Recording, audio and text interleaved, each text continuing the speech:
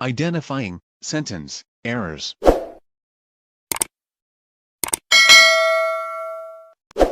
The plural of data is not really information. Data is already plural because the singular of data is datum or datum. Right? I've read furniture. That's right. We don't add espo to furniture. We don't say furnitures. All right? It means a collection already. A collection already. So pag sinabi mong furniture automatic, that could mean many already, or that could mean a set of may upuan ka na, may lamesa ka na all together. So we don't add s to furniture. Alright, so we just used furniture. Women, actually po, woman is a count noun. No? Kasi po kaya naman nating bilangin yung mga babae na nakikita natin sa paligid. Alright, so count noun siya. Alright, may singular, may plural siya. The singular of woman is woman, while it's hindi na natin kailangan dagdagan ng es, ang fish, para maging fishes to make it plural, if we are referring to the same kind of fish na madami. Alright, so listen to this well. Alright, I know that you've encountered sentences before that used fishes. It's not totally wrong, okay? But we have to take note that the use of fish and fishes is context dependent. When we say context dependent, depende kung anong isda ba yung pinag-uusapan natin. So let's say, pumunta si Maria sa market. Tapos pumunta siya sa tindahan ni Aling Amor at nakakita siya ng mga 300 pieces na galunggong. Right. Dahil pare-parehas na galunggong yon, kahit 300 sila, we just call it fish. So, hindi na natin siya kailangan lagyan ng ES, no? So, kapag ginamit mo siya sa sentence and you're referring to the same fish, kahit 1 million pieces of galunggong yan, fish pa rin siya. Alright? But let's say yung tindahan ni Aling Amor ay nag-update na, nag-improve na, may tinda na siyang galunggong, dilis, tilapia, pwede mo na siyang sabihing fishes kasi you're referring to different kinds of fishes. Okay? So that's the same rule that we apply to food. Food, we don't generally add S to the word food. Okay? Kapag ang tinutukoy natin ay isang set ng pagkain, let's say sinerban tayo sa McDonald's ng chicken, rice, gravy, spaghetti in one meal, you just call it food. You don't call it foods, okay? But if you're referring to different kinds of food, iba-ibang klase, let's say, may European dish dito, may Japanese, pwede natin silang tawagin foods, okay? So again, context-dependent po siya, yung paggamit po sa food, kasi minsan pwede siyang foods kapag iba't ibang klase ng pagkain yung tinuturo mo, but if the same lang, food lang. Same with fish and fishes, okay? From the chat, ano pa ba yung mga binigay na example? Feedback, no? Feedback could be plural already. It's not necessary that we add S to feedback and make it feedbacks, okay? So we just simply call it feedback. Okay na po yan. Alright? So that's the use of plural uncountable nouns. No? Mali po yun. Kasi hindi natin dapat ginagawang plural yung mga uncountable nouns. Can we proceed po to the third sentence? Okay na po ba? Thank you for sharing your examples. I think malinaw naman na po yung error in the sentence, which is the use of plural and countable nouns. Alright, third sentence. She'll be going to travel to Paris next month. Alright, so ang error po sa ating sentence ay yung will be, no? Bakit siya mali? Dapat ang ginamit natin ay is. Alright, hindi po dapat she'll be going. Dapat ang sentence natin ay she is going to travel to Paris next month. Bakit siya mali, no? The error in the sentence is the use of the two forms of the simple future tense as one. Bakit dalawang forms ng simple future tense? Yung pong will be going at the travel ay parehas po siyang nasa future tense. So, na-doble po yung paggamit natin ng future tense, no? Yung two forms ng future tense. Alright, so to make will be going to present tense or para hindi na siya future, kaparehas ng to travel, we simply use is, no? She is going to travel to Paris next month. That is one way to correct the sentence, but let's say you you don't want to use the word to travel or the phrase to travel, you can simply say, she will be going to Paris next month. No? If you want to keep will be going. No? Pero pwede ring tanggalin mo na si will be, palitan mo siya ng is, para ang sentence mo ay she is going to travel to Paris next month. Or pwede rin naman na she is traveling to Paris next month. I think that's more direct. Right? Are we clear with this one? So the rule is two forms of the future tense, will plus base form of the verb, and be going to plus base form of the word should not be used together because those are both future forms. All right, let's proceed to the fourth sentence. Did you told your parents what had happened? What do you think is the error in the sentence? Did you told your parents what had happened?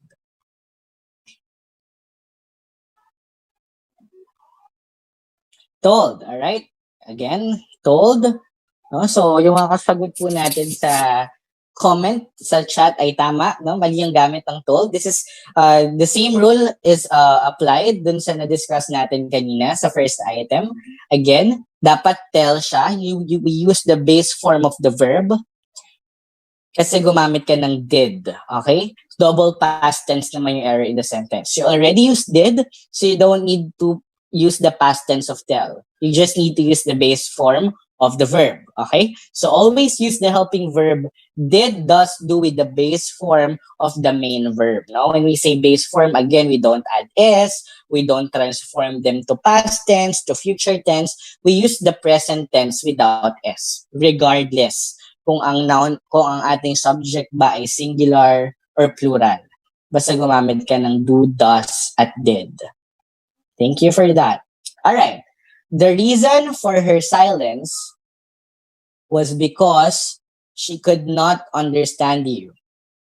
What do you think is the error in this sentence? The reason for her silence was because she could not understand you.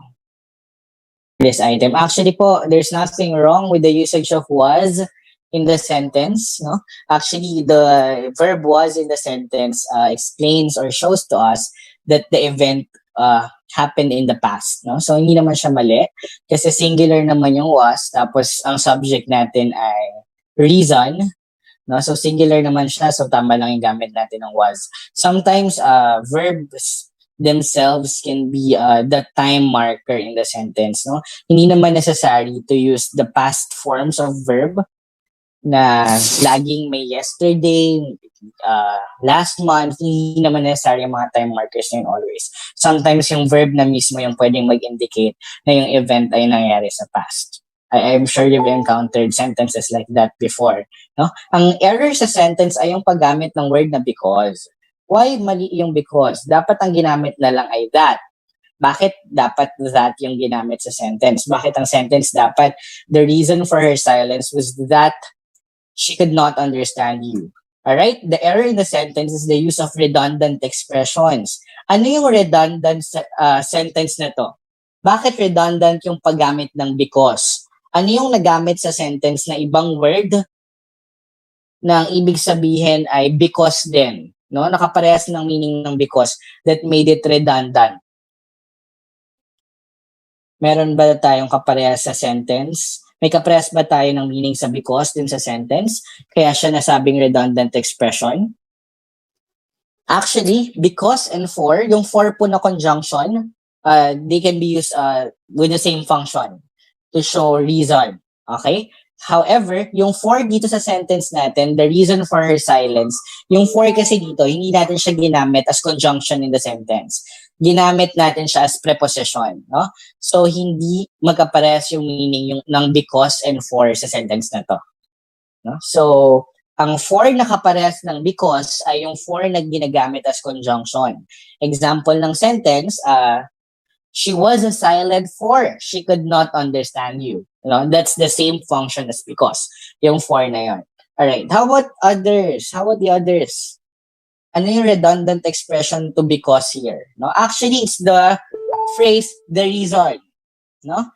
Parehas po ng ibig sabihin ang the reason for at because. Bakit siya parehas? Kung tatagalogin natin yung sentence, ganito siya.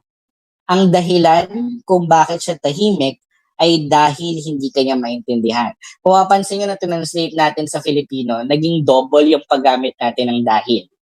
Okay, so that's a redundant expression because the reason and because share the same meaning. Now, redundant expressions kasi nauulit yung idea dun sa isang sentence, which is wrong when it comes to using English in communication. No, so never use redundant expressions like for example, no, that's a redundant expression kasi sinabi mo ng like, sinabi mo pang for example, that means the same. Other than that, minsan kapag nag-share tayo ng opinions natin, sinasabi natin, for me, I think, that's a redundant expression as well. Kasi pag sinabi mong for me, it means I think already. Galing na sa'yo yun. You thought of it. You think of it. Okay? Same with but and however. No, same lang ng meaning ang but and however. So hindi natin siya dapat sinasabi na, but however, I don't like to go to the party. We should not use that in the sentence because that's a redundant expression. Can you think of other redundant expressions that are usually used na naririnig nyo from other people? Can you share some of the things na naririnig nyo from others na redundant expressions? Ako, I had this student when I was teaching in grade 8 sa public school. And then, sabi ng yung student nag-post siya sa Facebook. Parang na-broken hearted yata siya. Tapos gusto niya nakapag-move on na siya. So, yung post niya ganito. Sa wakas, nakalimutan na rin kita at handa na akong harapin ang bagong chapter ng life ko. Something ganon. Tapos may hashtag siya. Hashtag the start of the new beginning. That's a redundant expression. No, imagine, ginamit niya yung start. Tapos ginamit niya rin yung new. Tapos ginamit niya rin yung beginning. Yung tatlong yun, parehas po yung ibig sabihin. Start, new, beginning means beginning. Means start, means new. Alright? So that's a redundant expression that I usually hear from others. Another example, new innovations. No, madalas yung ginagamit, yung innovation. When we say innovation, it means new already. So we don't need to say new innovation. We can just simply say innovation. No? So those are some of the redundant expressions that we should avoid when using the English language. All right, next sentence. I and my brother used to quarrel when we were young. Ano sa tingin natin yung mali dito sa sentence? I and my brother used to quarrel when we were young. Right? So, chat po natin yung sagot natin kung ano sa tingin niyo yung mali sa sentence na to.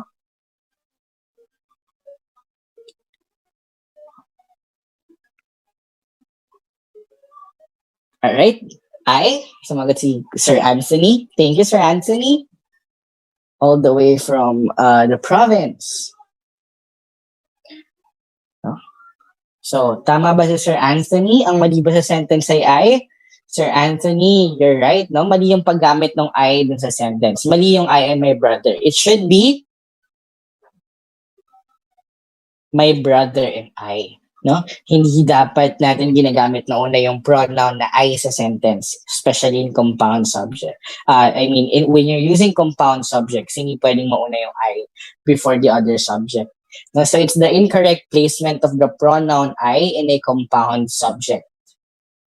The pronoun I used as a part of a compound subject should never come first. So, lagi pong hinuhuli yung sarili. Dapat ibang tao muna yung mauna if you're using I in a compound subject, in a sentence with a compound subject. No, so it's always my friend and I, my sister and I, Didi, Becky, and I are happy. Alright? So, lagi nahuhuli yung pronoun na I. Right? 7. Edgar's speech is more better than your speech. What do you think is the error in the sentence? That the use of more in the sentence is wrong. Kasi kapag sinabi mong better, it means comparative already. So, hindi ka na dapat gumamit pa ng more with better. Alright? You just simply need to use the adjective better kasi that means comparative already. So, the error in the sentence is the double comparative. Nag-better ka na, nag-more ka pa. No? But actually, this is a common mistake that Filipinos commit whenever they're using English. No? Kapag pag nanonood ako ng mga vlogs, ng mga interviews, television, madalas siya nasabi, people are saying, more happier, more prettier, more harder, no? When you already transform an adjective to the comparative form by adding er, like yung hard, ginawa mo harder, yung pretty, ginawa mo prettier, yung smart, ginawa mo smarter, hindi mo na kailangan gumamit ng more to attach to that kasi nagiging grammatically wrong na yung statement natin when we do that. Alright, so double comparative is the error. Kapag gumamit na ng comparative adjective or adverb, it should not be preceded by more anymore. Tapos kapag superlative naman, same rule, hindi ka na dapat gumamit ng most, no? Most prettiest, no? Mali yun. So, kailan natin ginagamit si more at si most? Ginagamit natin yan kapag yung mga adjectives natin, hindi na natin dinadagdagan ng er at hindi natin dinadagdagan ng est for superlative comparison or use of adjective. Tuwing kailan natin ginagawa yun? Usually, kapag ang adjective natin, 2 syllables pataas, for example, kapag beautiful, diba? Ilang syllables yung beautiful? Diba? 3 syllables yun, beautiful. Alright? So, hindi mo pwedeng sabihin beautifuler or beautifulest. Okay? Dinadagdagan mo lang siya ng er at est kapag 1 syllable lang siya, like the word smart, 1 syllable lang. So you can say smarter, smartest. Hard, harder, hardest. No? Kapag 2 syllables, it depends, no? Like the word, kapag nagtatapos sa y yung adjective, pwede mo siyang dagdagan ng er, tapos papalitan mo yung y ng i. Like pretty, that's 2 syllables. It's ending in y. No? So, pwede mo siyang dagdagan ng er and change the y to I. So, you can make it prettier. No? Sexy, sexier. 2 syllable siya. But other 2 syllable words or adjectives, I can think of an example right now. Let's say the adjective friendly. No? You can add er to that kasi it's ending in y. So, you can say friendlier. Alright? But if it's not ending in y, we cannot add er or est. Like the word stupid, no? Kapag hindi mo pwedeng sabihin stupider or stupidest, no? Hindi mo siya pwedeng gawin ganun kasi hindi naman siya nagtatapos sa y. Alright? So, ang rule, kapag 1 syllable, pwede mong dagdagan ng er at est. Kapag 2 syllables na nagtatapos sa y, pwede mong dagdagan ng er or est. Pero kapag 2 syllables na hindi nagtatapos sa y, dapat ang gamitin mo na ay more and most. Like more stupid, most stupid. Kapag 3 syllables pataas, definitely, you should not add er or est to them kahit pa nagtatapos sila sa y. Okay? 8. That is the most correct answer to my question. What do you think is the error in this sentence? That is the most correct answer to my question. Ang error sa sentence ay yung most. Kasi dapat correct na lang siya. Dapat i-remove na natin yung most. Bakit? Yung correct kasi, example kasi yan ng absolute modifier. Pag sinabi nating absolute modifier, hindi dapat natin siya ginagamit for comparison. Kasi absolute na siya. When we say absolute, kumbaga, walang mas correct sa correct, walang pinaka-correct, kasi ang correct kapag mali, it's wrong. Diba? Other examples I can think of, let's say, square. Wala namang medyo square. Kapag ba maliit yung square, hindi siya square. Kapag ba mas malaki yung square, mas square ba siya? No? So, hindi natin yun pwedeng gamitin. It's an absolute modifier. Another example, straight. Kapag ba yung straight, medyo tumabingi ng konti, less straighter ba yon, no? So, hindi natin siya ginagamit for comparison kasi absolute siya. So, kumbaga, it's either ito siya or hindi. Alright?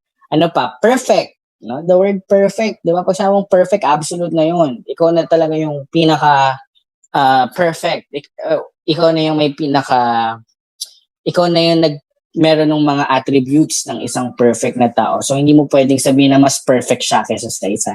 Because perfect is an absolute modifier.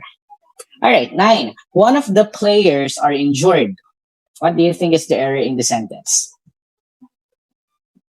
One of the players is. Okay, tama. No, mali yung gamit ng are sa sentence kasi automatically it's always, when we use one as our subject in the sentence, it's always singular. So we use is kasi is yung ginagamit natin for singular subjects. Are kapag plural. But we use one, so it's singular, we use is. Alright? So it's incorrect subject-verb agreement na i-discuss pa natin later on. No? So the rule is a singular subject takes a singular verb, a plural subject takes a plural verb. We're going to delve deeper on that later. Let's proceed to the last one. The surprised woman could not say nothing. The surprised woman could not say nothing. What do you think is the error in this sentence? Nothing. Alright? So that's right. No? Ang error sa sentence natin ay nothing. Dapat ito ay anything. No? Kasi gumamit ka na ng not dito sa sentence. Gumamit ka na ng not eh.